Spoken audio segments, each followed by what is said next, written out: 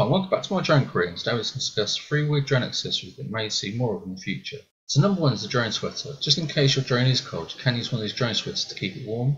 They're designed by product designer Daniel Baskin, who has previously worked with Reebok, Amazon and NASA.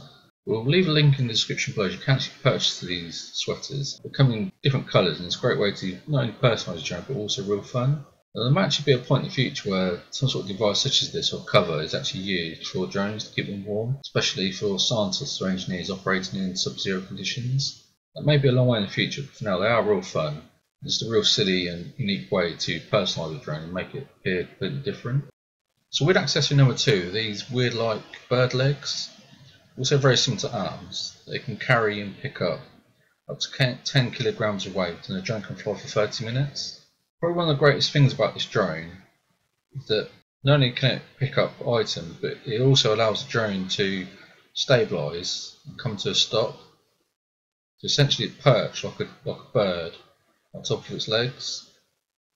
As you can see here, the rotor is just about to come to a stop.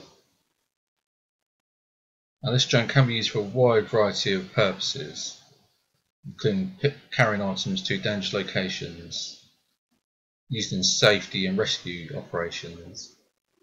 You can see here, so the rotors switch on back on again, and the actual drone is perched and is balancing itself on top of the legs.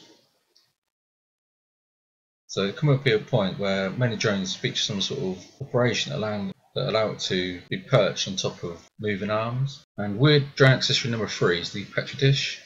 This is from a science expedition that was collecting whale snot.